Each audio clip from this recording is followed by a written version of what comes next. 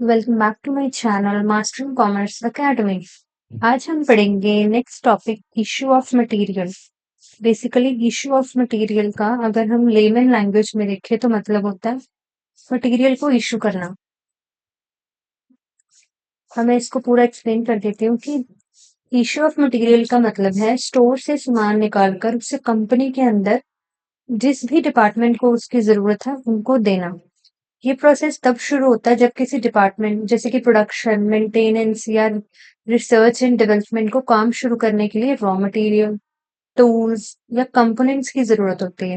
ये सिर्फ सामान उठाकर देने का काम नहीं है बल्कि एक कंट्रोल्ड और डॉक्यूमेंटेड प्रोसेस है बेसिकली। ठीक है जी। It is like supplying material from stores department to production department when required. Control ensures that only authorized and necessary material is issued.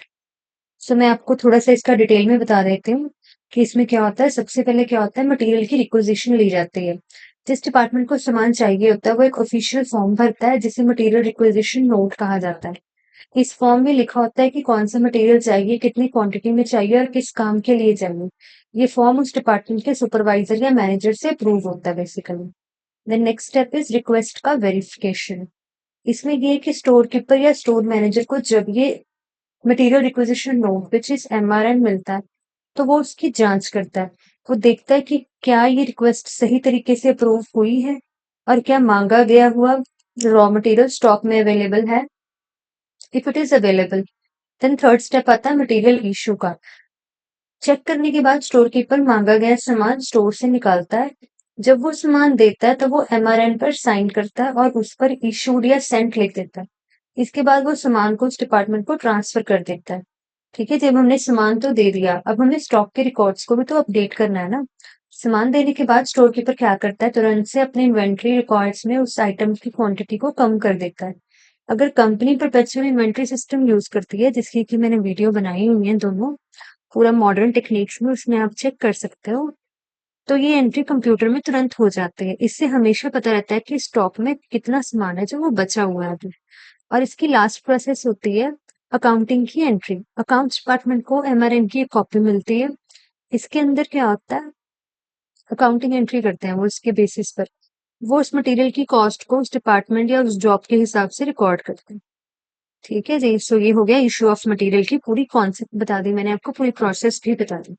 Next is objectives. Objectives क्या होते हैं basically, objective is supply material in right quantity और right time. जो भी material की supply कर रहे हैं वो बिल्कुल राइट क्वांटिटी में होना चाहिए, राइट टाइम पर होना चाहिए। इससे सब में सबसे ज्यादा क्या फायदा होता है कि प्रोडक्शन किसी भी काम के बिना रुकावट नहीं आती। जो हमारी प्रोडक्शन है वो चलती रहती है। जब जरूरी मटेरियल सही समय प्रोडक्शन लाइन तक पहुंचता है तो काम नहीं रुकता और एफिशिएंसी बनी रहती है। Next is ensure authorization before issue. Authorization जरूर चेक करनी है कि उसने साइन किए हुए हैं, जो उनका हायर अथॉरिटी है उस डिपार्टमेंट का जिन्होंने सेंड किया है, सो दैट हम उसे रीवेरीफाई कर पाए। ठीक है, then is maintain continuous record of material issued. Material को बिना किसी रिकॉर्ड के इशू नहीं किया जाता। जब भी कोई सामान निकलता है उसकी पूरी एंट्री होती है। इससे ये पता चलता है कि कौन सा मटेरियल किस डिपार्टमेंट ने लिया, कितनी क्वांटिटी में लिया और किस काम के लिए लिया। इससे वेस्ट और चोरी को रोका जा सकता है। और जो कंटिन्यूस रिकॉर्ड्स होते हैं मटेरियल के वो साथ के साथ बने रहते हैं। इशू करते समय स्टोर कीपर स्टोर रिकॉर्ड्स में से उन आइटम्स की क्वांटिटी को कम करता है। इससे इन्वेंट्री का लेवल हमेशा अपडेटेड रहता है और जरूरत से ज्यादा या कम स्टॉक होने का पता चल जाता है। Next is avoid wastage, pilferage and misuse. इससे क्या होता है, जो मैंने अभी आपको बताया था कि मटेरियल के ऊपर पूरा प्रॉपर कंट्रोल बना रहता है कि कितनी क्वांटिटी किस डिपार्टमेंट ने किस काम के लिए लिया। इससे वेस्टेज और चोरी का खतरा जो है वो कम हो जाता है बेसिकली। और जब मटेरियल इशू होता है तो उसकी कॉस्ट को उस डिपार्टमेंट और उस प्रोजेक्ट के हिसाब से रिकॉर्ड किया जाता है। इससे कंपनी को पता चलता रहता है कि किस प्रोजेक्ट या डिपार्टमेंट पर कितना खर्चा हो रहा है। इसको कॉस्ट अकाउंटिंग कहते हैं बेसिकली।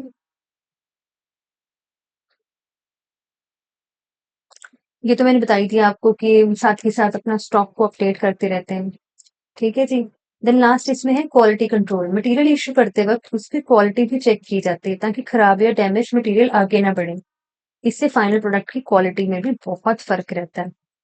मटेरियल इश्यू का प्रोसेस एक तरह से स्टोर कीपर और प्रोडक्शन डिपार्टमेंट के बीच का एक समझौता है बेसिकली, जिसमें दोनों तरफ की ज़रूरतों का ख़्याल रखा जाता है। सो ये हो गया हमारा पूरा कॉन्सेप्ट इश्यू ऑफ मटेरियल और उसके objectives. So this is all about today's lecture. Thank you so much for watching. Next lecture में हम पढ़ेंगे मेथड्स ऑफ इश्यू, जिसमें हम पढ़ेंगे FIFO, LIFO and other methods. ठीक है जी? So thank you so much for watching.